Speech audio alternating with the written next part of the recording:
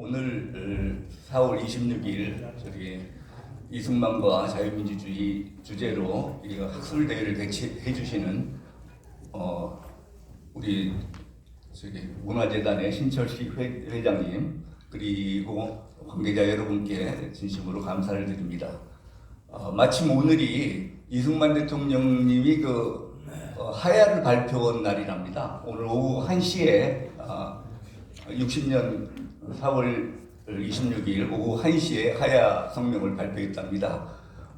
하야 허신 그날을 맞이해서 이렇게 이승만 대통령님의 공을 다시 한번 되돌아볼 수 있는 그런 시간을 마련해 주신 해안에 대해서도 다시 한번 더 감사를 드립니다. 이승만 대통령이 여기 전부 이승만 대통령에 대한 박사님들이 모셨으니까 제가 더 말씀드릴 여지도 없고 또 우리 방금 김영일 의원님께서 자세한 말씀을 해주셔가지고 제가 별로 덧붙일 것도 없을 것 같은데 이승만 대통령이 하신 일 중에 가장 훌륭한 일이 우리 국민들 대부분이 자유민주주의가 뭔지도 모를 때 자유민주주의를 채택했다는 거 그리고 북한이 남침했을 때 탁월한 외교력으로 미국과 서방 세계를 설득해서 참전시켜서 6.25 전쟁을 승리로 이끌었다는 거 그리고 올해가 마침 한미동맹 70주년인데 한미 상호 방위 조약을 체결해서 우리나라가 전쟁 걱정 없이 경제 발전에 전력을 다할 수 있게 해가지고 오늘날 우리가 US 뉴스 리포트지에서 발표한 바에 의하면은 우리가 세계에서 6대 강국에 들어갔답니다. 그리고 지금 공산주의를 택한 북한하고 비교해 보면 우리가 GNP가 58배 내지 60배가 된다고 합니다. 이런 훌륭한 성과를 낸 것은 전적으로 이승만 대통령께서 자유민주주의 체제를 채택한 그런 공이 아닌가 싶습니다. 그런데 이승만 대통령께서 우연히 건국 당시에 자유민주주의를 이해관계에 따라서 택하거나 그런 게 아니고 이미 1923년도에 공산주의가 전 세계에 퍼져나간 그 무렵에 벌써 공산주의가 잘못됐다라는 것을 아주 철저히 깨닫고 계셨더라고요. 1923년도에 펴낸 공산주의 당부당을 보면은 공산주의 주장 중에서 받아들일 만한 것은 평등 개념이다. 그런데 그 평등도 하게 되면 잘못하면은 가난의 평등 이런 것이 된다 이런 문제를 지적을 하셨고 또 공산주의 선전 중에서 아주 말도 안 되는 것들은 재산을 나눠 가져야 된다. 또 자본가를 없애야 된다. 지식인 그룹을 없애야 된다. 종교를 없애야 된다.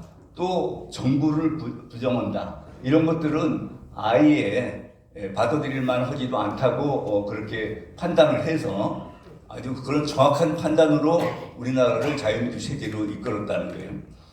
그러면은 이 훌륭한 자유민주 체제를 받아들였으면은 그리고 북한에 공산주의를 택하고 있어서 북한하고 대한민국이 공산주의와 자유민주주의로 이렇게 대결을 하고 있으면은 우리 국민들한테 자유민주주의가 왜 좋은지 또 공산주의가 왜 나쁜지 그거를 잘 가르쳐서 우리 국민들이 이 자유민주주의 체제에 대한 자부심을 가지고 공산주의에 대한 적개심을 가지고 이게 지금 잘 되도록 했었어야 되는데 우리 정부가 그동안 이승만 대통령이 1923년에 이미 터득한 그런 내용도 제대로 못 가르쳤습니다. 물론 우리가 자유민주주의를 택하고 있고 북한은 공산주의를 택하고 있어서 공산주의가 왜 나쁘고 자유민주주의가 왜 좋은지를 가르쳐야 된다고 생각은 해서 그동안의 윤리라든지 도덕 시간이라든지 이럴 때 공산주의 비판을 가르치려고는 했었는데 강사들이 아는 게 없어가지고 아까 말씀드린 이승만 대통령이 1923년에 터득한 그런 정도의 지식도 못 가지고 가르칠 게 없으니까 뭐 자본론을 가르친다든지 또 뭐 유물사관을 가르친다든지 뭐 이런 식으로, 그래서 도리어 공산주의 비판 교육이 공산주의 찬양 교육이 되도록 이래가지고 사실 선생님들이 무슨 뭐 국가보안법으로 처벌을 받는다든지 방공법으로 처벌을 받는다든지, 그래서 아예 이 그 이념 시간은 아주 귀찮은 시간 이렇게 돼가지고 전부 기피하는 바람에, 그리고 그러는 동안에 우리나라에서는 북한에서 파견한 그 간첩들하고 종북 주사파 세력들이 1980년대부터 일제히 전국적으로 대학가에서 친북 반미 좌경 의식학습을 시작을 해가지고 지금 우리는 자유민주주의에 대한 교육을 전혀 못 시키고 공산주의 찬양 교육만 1980년대부터 열심히 해가지고 지금 40여 년이 흐르는 바람에 요즘 세상이 이렇게 좌편향된 세상, 이렇게 진짜로 황당한 세상이 됐습니다. 우리는 뭐 잘 아시다시피 유엔이 인정하는 한반도 유일 합법정부고, 또 그 아까 말씀드린 것처럼 북한보다 우리나라가 60배 이상 더 튼튼하고 또 세계 6대 강국으로 평가될 만큼 그런 칭송을 받고 있는데, 지금 우리 젊은 세대들은 이런 그 전교조라든지 이런 자체 의식학습 영향으로 우리나라는 태어나지 말았어야 할 나라, 부끄러운 나라, 이런 인식을 하고 있습니다. 그 인식의 근거가 뭐냐 하면은 우리나라는 이승만 대통령이 친일파고 친일파들을 등용해서 친일파들로 나라를 구성했다, 이런 내용입니다. 김일성이는 독립운동가로 나라를 구성했는데 우리는 친일파들로 나라를 구성했다.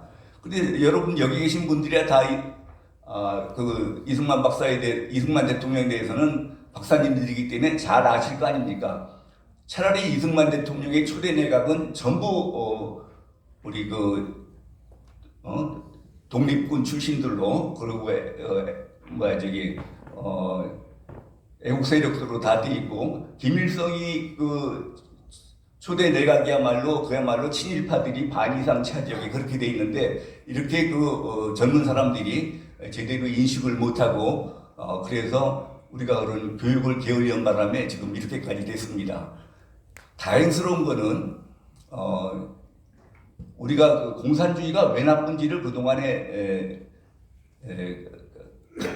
그러니까 가르칠 강사가 없어가지고 지금 이 모양이 이 꼴이 됐는데, 1970년대 후반에 명지대학교에 윤원구 교수님이라는 분이 연구를 해가지고 이분이 어떻게 해서 공산주의의 허구성을 연구하게 되느냐. 이분은 공산주의 이론에 정통하신 분이고, 그래서 학교에서 공산주의 이론을 강의하고 그러시던 분인데, 1970년대 후반이 되니까 전 세계 공산국가들이 소련, 중공, 북한은 말할 것도 없고 쿠바 뭐 할 거 없이 전부 공산권들이 전부 수령 1인 독재 체제가 되더라는 겁니다. 그래서 그 당시에 공산주의 이론을 잘 모르는 분들은 공산주의가 이론은 좋은데 현실이 잘못돼서 이런 결과가 났다고 하는데, 윤은구 교수님은 그 이론이 좋으면은 결과가 좋아야지, 이론이 좋은데 어떻게 하나같이 결과가 그 모양이냐. 그래서 공산주의 이론을 다시 공부하기 시작을 했습니다. 그래서 소련의 정치학교 가서 경제학교 가서 이런 거를 놓고 다시 연구를 해보니까 그래서 이분이 공산주의라는 게 이게 그 공산주의 이론이 이중구조로 되어 있다는 걸 발견했습니다. 그와 관련해서 저는 공안검사를 쭉 하면서 이 좌경 이념, 공산주의 이념이라는 것은 기본적으로 사회적 약자를 이용해서 정권을 획득하려는 사기극이라고 제가 규정을 했습니다. 왜 사기극이냐?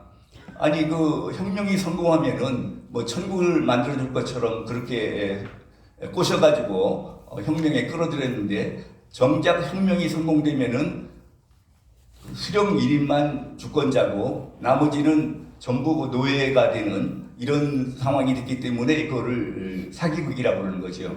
그럼 사람들이 그 사기에 왜 속아 넘어가느냐? 공산주의 이론은 전체가 사기극인데 왜 사람들이 그 말에 속아가느냐면은 그 사기치는 수법이 기기묘묘하기 때문에 그렇습니다. 어떤 사기 수법에 어떤 것들이 있느냐? 제일 첫째는 아까 말씀드린 공산주의 이론 자체가 완전히 이중구조로 되어 있습니다. 우리가 듣고 있는 공산주의 이론은 전부 공산주의 선전 이론입니다. 그런데 실제로 공산주의 세계에서 적용되는 이론은 실천 이론이라고 해가지고 선전 이론과는 전혀 다릅니다. 또 그러고 두 번째 사기 수법이 용어 혼란 전술을 쓰고 세 번째는 궤변을 쓰고 네 번째 억지 그리고 다섯 번째 반복 선전 이런 다섯 가지 사기 수법을 섞어서 쓰게 되면은 아무리 머리가 좋은 사람도 또 학벌이 높은 사람도 속아 넘어가게 돼 있습니다. 그러면 어떻게 하면 속아 넘어가지 않느냐? 그거는 사전에 이념 교육을 받아야 됩니다. 그런데 우리가 여태까지 그런 그 이념 교육을 받지 못했는데 아까 말씀드린 것처럼 이승만 대통령은 그런 그 공산주의 허구성에 대한 교육을 받으신 분도 아닌데 스스로 그 천재적인 머리로 생각을 하셔가지고 공산주의 선전 이론 그대로 해도 이거는 사기다라고 판단하셔서 공산주의에 대한 철저한 이해를 근거로 우리나라를 이렇게 자유민주주의 국가로 건국해 주셨고 그래서 그 덕분에 우리나라가 이렇게 잘 살게 됐다라는 거. 그래서 오늘 이승만 대통령이 하야하신 날 다시 한번 이승만 대통령의 공을 생각하면서 그분을 기리는 모임이 됐으면 좋겠습니다. 감사합니다.